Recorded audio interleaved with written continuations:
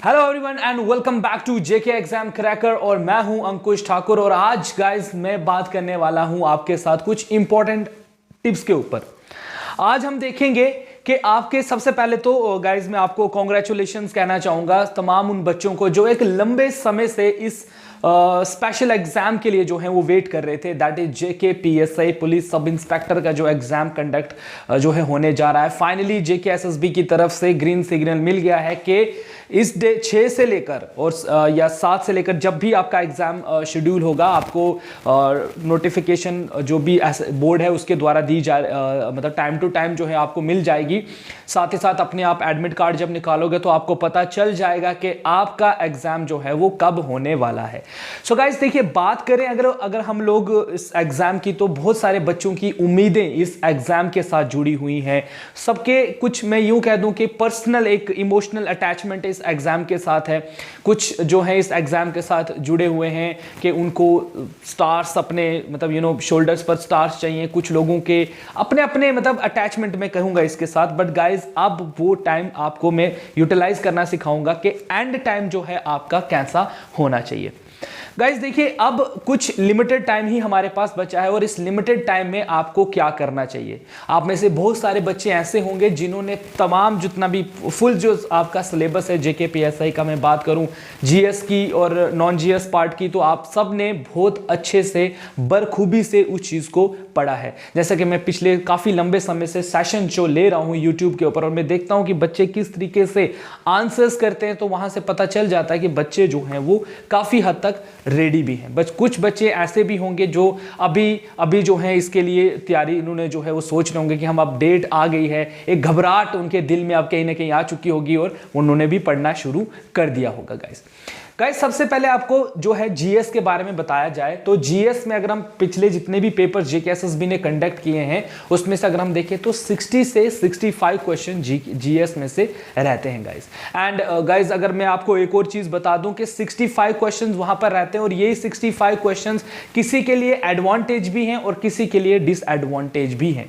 कुछ को जिन बच्चों को लगता है कि जीएस बहुत इजी है वो इजीली इस पेपर को अटेंड कर पाएंगे, मतलब करते हैं। बट कुछ बच्चे ऐसे भी होते हैं जिनको जीएस जो है वो काफी टफ लगता है, काफी उनको ऐसा लगता है कि नहीं यार नहीं होगा हमसे। सो यही जो प्रॉब्लम्स आपकी इनको जो है मतलब मेन फोकस समझकर ये वीडियो बनाने का मेरा मेन इंटेंशन है। आज हम लोग बात करेंगे कि आपने जीएस में से क्या क्या चीजें पढ़नी है और कैसे कैसे आपने पढ़नी है।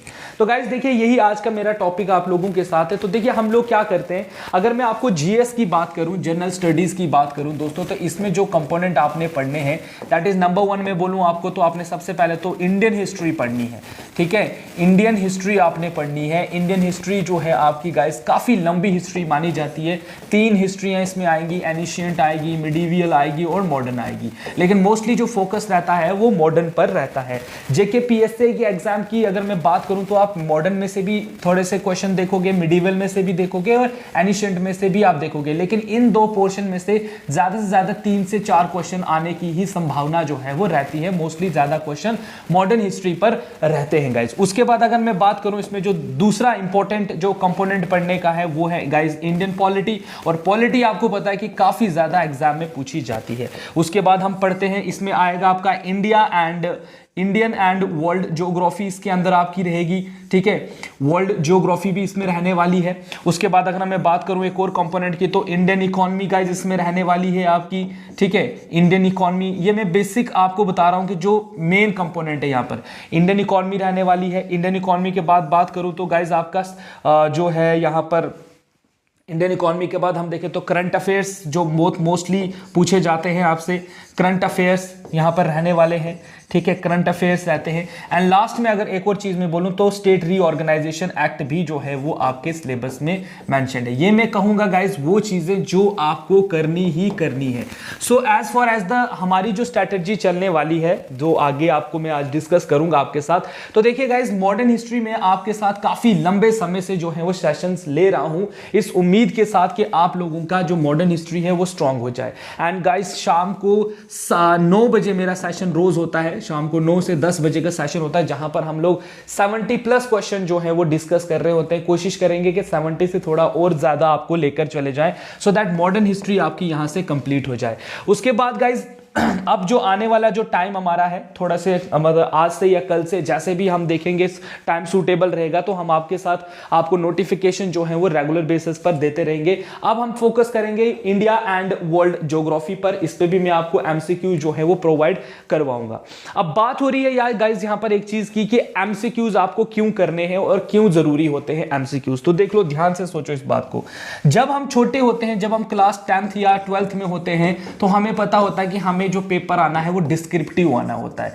ठीक है, डिस्क्रिप्टिव पेपर हमें आना होता है, मतलब आपको क्वेश्चन पूछा जाएगा और आपको उसका पूरा आंसर फ्रेम करना होता है। ठीक है, तब भी उस टाइम पर भी हमारे घर वाले हमें क्या बोलते हैं, आंसर राइटिंग करो, आंसर राइटिंग करो। या आपने जिन बच्चों को मेंस के लिए प्रिपेयर करते हुए देखा होगा या जो सेंट्रल लेवल यूपीएससी पेपर के लिए प्रिपेयर करते हैं वो लोग भी आंसर राइटिंग करते हैं। क्यों आंसर राइटिंग करते हैं? ताकि वो जब एग्जाम में बैठे तो उनको जो क्वेश्चन आए तो वो एकदम से मतलब उनकी आदत वैसी बनी हो कि वो उसको फ्रेम करें। बट गाइस आपको एक चीज याद रखनी है कि आपको डिस्क्रिप्टिव नहीं करना है। आप में से सारे बच्चों ने सिलेबस पढ़ लिया, आप में से बहुत सारे बच्चे ऐसे होंगे जिन्होंने पॉलिटी को 4 बार पढ़ा होगा, इंडियन हिस्ट्री को जो है 10 बार पढ़ा होगा, इंडियन इकोनॉमी को 10 बार पढ़ा होगा। अब वो लोग देख रहे हैं कि एग्जाम में अभी भी उनके दिल में लेकिन वो कॉन्फिडेंस लेवल जो है वो जीरो है कि सर नहीं हो पा रहा। क्योंकि मेरी जिन बच्चों से बात होती है काफी लंबे समय से, जो बच्चे मेरे साथ जुड़े हुए हैं जो कांटेक्ट में है, तो उनका एक ही है कि सर मैंने पॉलिटी 4 बार पढ़ी है, मैंने हिस्ट्री 4 बार पढ़ी है, लेकिन जब मैं क्वेश्चन पेपर को देखता हूं तो मैं ब्लैक आउट हो जाता हूं, मुझे समझ ही नहीं आता कि यह पेपर कहां से आ रहा है। तो गाइज यहां पर जो चीज आपको कमी है ना वो है आपका क्वेश्चंस के साथ जुड़ना। आप लोग क्वेश्चन के साथ जितना मतलब आप देखिए, मैं बात करूंगा अगर एमसीक्यूज की, मैं पॉलिटी की बात करता हूं। अब आपके पॉलिटी की देखी जाए तो 8 से 10 चैप्टर्स आपके मोस्टली रहते हैं, 7 से 8 चैप्टर ले लो या 10 चैप्टर ले लो, पॉलिटी के रहते हैं। अब इनमें इतनी सारी चीजें आपने पढ़नी है तो वो क्या हो जाता है, थोड़ा बहुत हौच पौच हो जाता है कि मैंने ये चीज कहां पर पढ़ी थी, ये चीज मैंने देखी थी तो कहां पर देखी थी। लेकिन जब आप एमसीक्यूज करते हो, अब देखिए जैसे मैं बात करूं अगर फंडामेंटल राइट्स की, तो फंडामेंटल राइट्स की हो सकता है एग्जाम में 3 से 4 क्वेश्चंस आपको पूछे जाएंगे। लेकिन अगर आप एमसीक्यूज करते हो, स्पेशली मैं बात करूंगा फंडामेंटल राइट्स की, मान लेते हैं आपने 100 एमसीक्यू जो हैं वो अटेंड कर लिए किस चीज के, फंडामेंटल राइट के। अब आप मुझे बताओ फंडामेंटल राइट्स के आप अगर एक बार डिटेल में नोट्स आपके जितने भी शॉर्ट नोट बने होंगे, आप शॉर्ट नोट पर एक बार पढ़ोगे तो आपको पता चलेगा कि अरे ये चीजें तो मैंने पढ़ी है। लेकिन जब आप एमसीक्यूज करते हो तो वहां पर क्या होता है, वहां पर आपको पता चलता है कि एग्जामर, क्योंकि हम लोग जो एमसीक्यूज आपको देते हैं वो कभी ना कभी किसी न किसी एग्जाम में पूछे जा चुके होते हैं। तो कभी कभी क्या होता है, जो हमने आपको एमसीक्यूज पूछा होता है वहां पर हो सकता है आपको पेपर में वो क्वेश्चन देकर पूछा हो, मतलब आपको फैमिलियर किया जाता है टॉपिक के साथ कि भाई फंडामेंटल राइट अगर है, ठीक है, तो उसमें से किस तरीके से आपने पूछना है। मान चलिए एक और चीज यहां पर और मैं आपको ऐड ऑन करूंगा कि सोचिए कि हमारी तरफ से जैसे आपको पोस्टर पहले ही मिल जाता है कि भाई साहब आज यूट्यूब पर ये वाला टॉपिक जो है वो आना है। जैसे ही आप लोग उस पोस्टर को देखते हो, मान लेते हैं कि पोस्टर का नाम है फंडामेंटल राइट्स, तो आपने सबसे पहले तो सोचना है, जब क्लास के लिए आप बैठते हो तो आपने सबसे पहले सोचना है दिमाग में कि आप फंडामेंटल राइट्स को लेकर कितने अवेयर हो, क्या क्या चीजें आप जानते हो। तो उस चीज को अपने माइंड में एक बार रिवाइज कर लो बिफोर अटेंडिंग द सेशन। ठीक है, अपने दिमाग में फंडामेंटल राइट्स को पूरा याद कर लो कि आपको क्या क्या चीजें फंडामेंटल को लेकर याद होंगी। जब आपने पूरा दिमाग में बता दिया कि मुझे ये भी पता है, ये भी पता है, ये भी पता है, ये भी पता है, ये भी पता है, जब आपको पता चल कि हाँ भाई साहब मेरे को इतनी सारी चीजें तो पता है फंडामेंटल को लेकर, लेकिन अब आप जब सेशन अटेंड करोगे तो आपको जब वहां क्वेश्चंस पूछे जाएंगे ना, तो आपके हो सकता है कुछ ऐसी चीजें भी होती है माइंड में जिनको जब आप याद कर रहे होते हो तो आप प्रॉपर उस पर फोकस नहीं कर पा रहे होते हो, आपके डबल माइंड हो जाते हो कि ये भी है कि ये हो सकता है। ठीक है, लेकिन जब आप सेशन अटेंड करते हो, सेशन अटेंड करते ही आप क्लियर हो जाते हो कि अरे भाई साहब ये तो ऐसे था, अब अगर पेपर में क्वेश्चन आएगा तो मैं इसको ऐसे टैकल करूंगा। तो वैसे ही गाइस ये एमसीक्यू सेशन आपको इसी बात को फोकस करते हुए दिए जाएंगे। सो आप लोगों का सपोर्ट हम लोगों के लिए बहुत ज्यादा मैटर करेगा। हमारे जितनी भी जीएस के टीचर्स हैं, चाहे मैं हूं, शुभम सर हैं, दिव्यांश सर हैं, मतलब शाम को 7 से 10 बजे तक तो हम सेशन आपका लेंगे ही लेंगे। अब शुभम सर जैसे अभी जेएंडके की आपको हिस्ट्री करवा रहे हैं, उसके एमसीक्यूज करवा रहे हैं, बट थोड़े से टाइम के बाद जैसे उनका वो स्लॉट हमने जैसे रखा है कि हम आपको 3000 क्वेश्चन जो भी आपका टॉपिक है जीएस का या जितने भी क्वेश्चन वो आपको देना चाहेंगे, जब उनको लगेगा कि नहीं इतना इनफ है तो हम शिफ्ट उनकी क्लास जो है वो इंडियन पॉलिटी पर कर देंगे, ताकि आपको इंडियन पॉलिटी के एमसीक्यूज भी मिलते रहेगा। ठीक है, और साथ मेरी बात रही तो मेरा शाम को आपका 9 से 10 बजे का सेशन है जहां पर मैं आपके साथ इंडियन हिस्ट्री डिस्कस करूंगा। इंडियन हिस्ट्री के जितने भी एमसीक्यूज मेरे पास पड़े हुए हैं, तो मैं कोशिश करूंगा आप लोगों को मैक्सिमम से मैक्सिमम जो है वो एमसीक्यूज मिल सकें, और ताकि आप लोग जब मतलब एग्जाम में बैठो तो आपको लगे कि ये 60 से 65 जो मार्क्स हमारे हैं ये सिक्योर हो जाए, ताकि आप आराम से बाकी चीजों पर भी फोकस करो। सुबह के टाइम, मॉर्निंग टाइम की अगर मैं बात करूं तो गाइस सुबह जल्दी उठने की कोशिश करें, अपनी एक हैबिट बना लें कि अब पेपर आ गया भाई साहब, 30 दिन बचे हैं, इन 30 दिनों में सब कुछ भूल जाओ, ब्लैकआउट हो जाओ, ना किसी रिश्तेदार से कोई कांटेक्ट रखो, दोस्त भाई बंधु जो भी आपके हैं तोड़ दो उनसे रिश्ता 30 दिनों के लिए। और 30 दिनों या 25 दिन जितने भी आपके रहे, एक महीना जितना भी रहा, ये एक महीना डिसाइड करेगा, प्लस वो 2 घंटे जो आप एग्जाम में बैठोगे ये डिसाइड करेंगे कि आपका फ्यूचर कैसा होगा। अगर आप अपनी जॉब को लेकर काफी ज्यादा डेडिकेटेड हो तो देखिए हम आपको चीजें प्रोवाइड कर रहे हैं, अब आपकी तरफ से भी चीजें जो है सपोर्ट मिलना चाहिए। और जो चीजें हम आपको देंगे, देखिए अब मैं सोच रहा हूं कि मैं सुबह के टाइम आपका एक मतलब इंडियन ज्योग्राफी का, और उसमें मैं या सीधा ज्योग्राफी सेशन रखेंगे। ज्योग्राफी सेशन में हम आपके इंडियन ज्योग्राफी भी डिस्कस करेंगे, वर्ल्ड ज्योग्राफी भी डिस्कस करेंगे, क्योंकि वर्ल्ड ज्योग्राफी अगर आप पढ़ने चले जाओ, इंडियन ज्योग्राफी आप पढ़ने चले जाओ तो, और साथ साथ आप बोलोगे इंडियन पॉलिटी डिटेल में पढ़ाओ सर, या बाकी चीजें डिटेल में पढ़ाओ, तो डिटेल में अगर हम पढ़ाने चले जाएंगे तो अब पिछले साल से लेकर अभी तक हमारी पूरी प्लेलिस्ट हमारे चैनल पर अवेलेबल है, आप जाकर उसको वहां पर देख सकते हो। एंड देन आफ्टर दैट जब हमारा सेशन होता है तो आप हमारे सेशन को ज्वाइन कर सकते हो।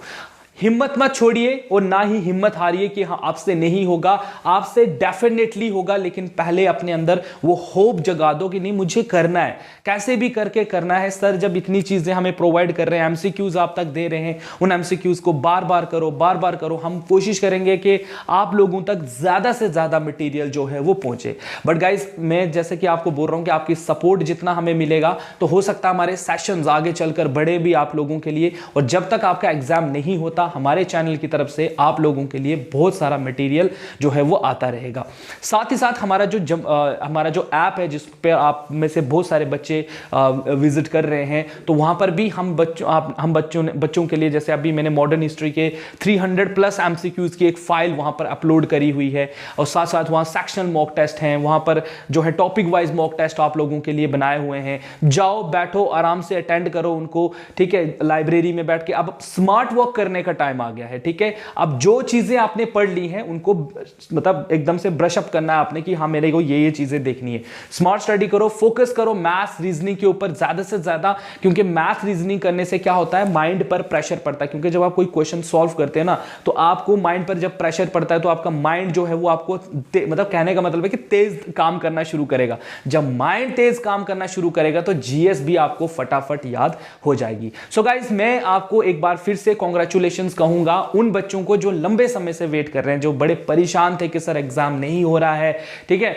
बहुत सारे बच्चे जो हैं परेशान भी हैं, तो कोई बात नहीं गाइज, अब टाइम आ गया है, अपने आप को प्रूव करो। एंड आई होप सो कि इस बार एडमिनिस्ट्रेशन जो है इस एग्जाम को अच्छे से कंडक्ट करवाए और जो डिजर्विंग कैंडिडेट्स हैं उनका नाम मैं फाइनल लिस्ट में देखूं। So guys wish you all the best guys. तो जल्द ही मिलते हैं आपसे हमारे सेशन में, सेशन को अटेंड जरूर कीजिएगा एंड इस वीडियो को सब बच्चों के साथ शेयर कीजिए, सो दैट उन लोगों को भी जो है एग्जाम को लेकर उनको भी हेल्प मिल सके। साथ ही साथ गाइज जो है जितने भी आपके फैमिली मेंबर्स आपके साथ सपोर्ट में हैं उनको भी मैं कांग्रेचुलेशंस कहूंगा, उनको भी जो है मेरी तरफ से ढेर सारी शुभकामनाएं कि आप आपके बच्चे जो हैं वो कुछ ना कुछ जरूर करके दिखाने वाले हैं गाइज। तो गाइज जो भी आपके सवाल होंगे मुझे कमेंट सेक्शन में करते रहिएगा, मैं कोशिश करूंगा आपको आंसर देने की।